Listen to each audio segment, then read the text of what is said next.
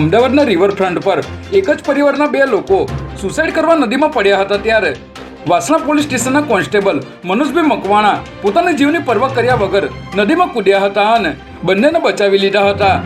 તેઓના આ સાહસ અને ફરજ નિષ્ઠા બદલ અમદાવાદ શહેર પોલીસ કમિશનર GS મલિક દ્વારા પ્રમાણપત્ર આપી તેમનું સન્માન કરવામાં આવ્યું હતું. 31 લોકોને તાત્કાલિક લોન અપાવવાનું કહીને ઠગાઈ આચરતી ગેંગના 2 આરોપીને બોપલ પોલીસે ઝડપી લીધા છે. આરોપીઓ ગરીબ લોકોને મોબાઈલ માટે લોન અપાવવાના બહાને ડોક્યુમેન્ટ મેળવી લેતા હતા અને તેમના નામ પર મોંઘા મોબાઈલ ફોન ખરીદી હપ્તા ભરતા ન હતા. આરોપીઓએ આ મોડસ ઓપરેન્ડીથી 31 લોકોના નામે 39 લાખના મોબાઈલ ખરીદી ઠગાઈ કરી હતી ત્યારે પોલીસે દીક્ષિત સોની અને મોઇન છીપા નામના 2 આરોપીની ધરપકડ કરી આગળની કાર્યવાહી હાથ ધરી છે.